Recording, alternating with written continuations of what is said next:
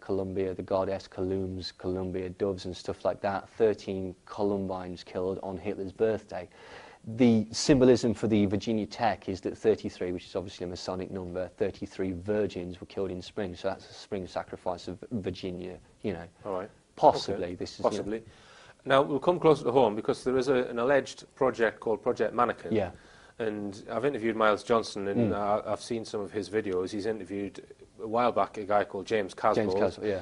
And another one called Dave Marrow. Yes. And you know, what are your opinion of these two guys? You can if you go on Miles Johnston's YouTube website, I think you can watch those two interviews. Yeah, it's on James Casbolt and Dave Marrow. I think the David Marrow one's on the UK's Monarch project or something like that. But or Monarch, is it? Well, that's what it's named on YouTube. But, well, this is the thing. They're very, very, very strange stories. And it's like any of these stories. You know how we were discussing on the previous show?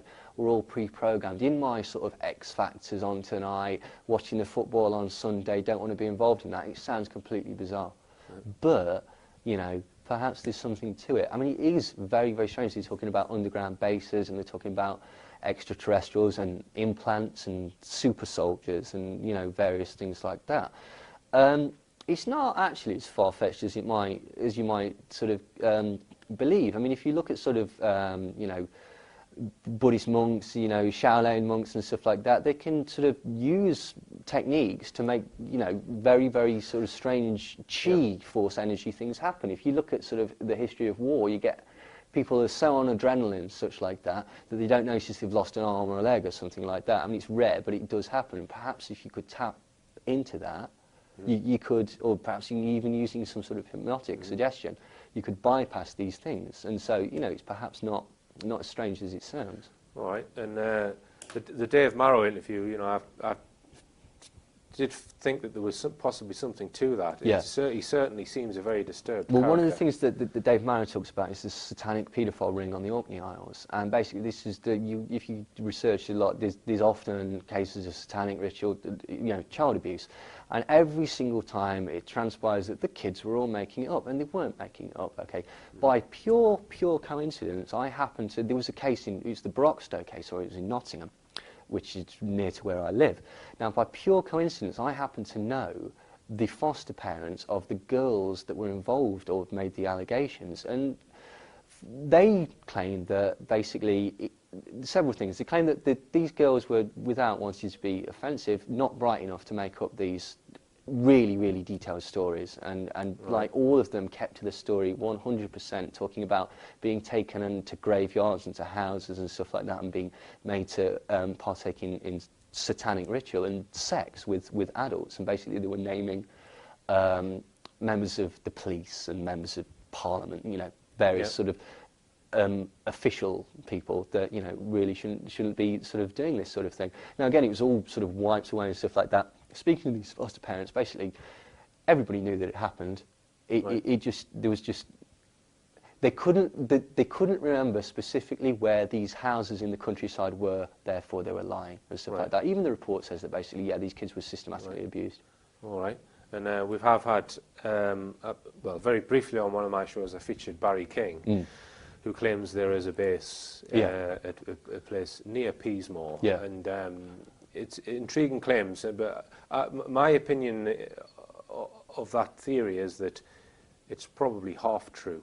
Well, the alien stuff has been added somehow to hide what's really going on. It's certainly possible. I mean, you've got to sort of appreciate with all of these mind-controlled people, or alleged mind-controlled people, any recovered memories could be a mind-control implant. I know that then we'll get into a really sketchy area of, you know, Matrix style, are we awake, pinch me. Yeah, I mean, because this is something that they can allegedly do. If they can create different personalities, you said that there's one personality which is the self-destruct one, but there could be the other one which is the, I'm now telling the truth about what happened to me, so it's just a whole load of gibberish comes out, so that no one will ever believe what they're saying. Exactly. The other thing is that basically there's this thing called MILABs, which is, you know, military abductions.